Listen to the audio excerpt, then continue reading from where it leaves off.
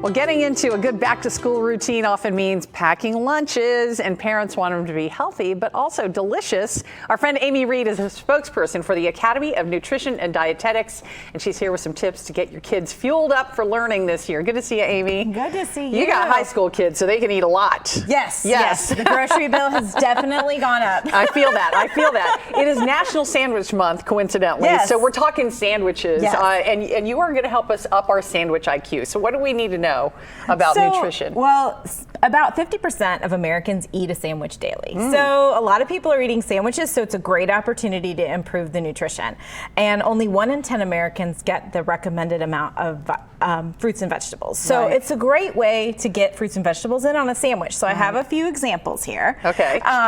For one, if you wanted to do like a breakfast sandwich, or even you could pack this for lunch. This is a toaster waffle that you just put some peanut butter and sliced apples on.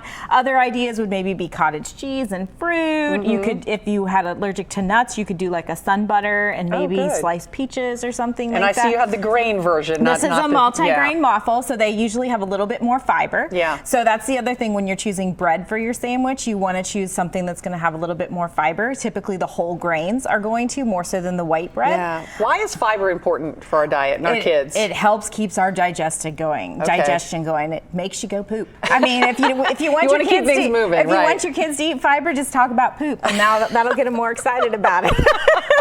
That's hilarious. Now, you also brought some other good toppings. You mentioned fruits like apples and things like that, but there are all kinds of different vegetables, and I mean, you could even put potato chips or pretzels on for a topping too. You could. Now, and I just want you to think beyond tomato and lettuce. Tomato's great, but you can also do peppers. You can do cucumbers. Mushrooms are also a good topping sometimes. Sometimes I've even had sandwiches with thinly sliced beets and carrots. Now, granted, you might have to have a more adventurous child to do that. Right.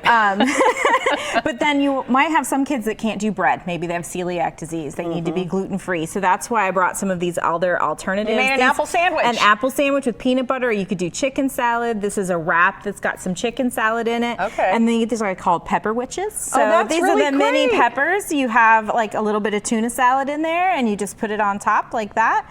And you can also use cucumbers, like mini cucumber sandwiches. That makes it a little more fun. Some people do bananas with peanut butter. I don't necessarily like packing them in lunches because they'll brown. I think that's a better after-school snack. That's another thing to talk about too. It's the package and the storage, because you don't want it to sit there in their locker a couple of hours and then it's not even edible, right? Yes. So tell us a little bit about that. So one of the things, you don't want to pack things that are going to be moist and get the bread soggy before lunch. So like the tomatoes, I would pack them in a separate container and let your child add them.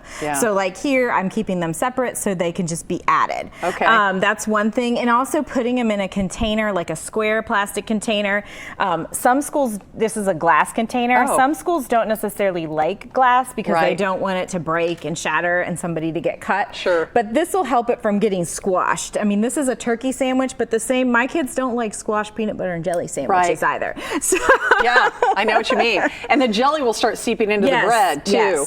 Now, you mentioned gluten problems, but there are other dietary needs like allergies, or maybe some kids might be vegan. So what are some ways that we can help with that? So like this, the waffle sandwich is vegan, the peanut butter and apples is vegan. This is a vegan sandwich where it's just got veggies like lettuce, red cabbage, sliced what carrots. spread did you put on there? And that's hummus. Okay. So, and then this is falafel, which is like made from chickpeas, but now some people will use chickpeas to use it as a base, like a chicken or a tuna salad, and they'll put that on sandwiches too. Oh, that's awesome. Well, we'll put this whole interview online so you can go back and watch and get all of these ideas with Amy Reed. Thank you so much.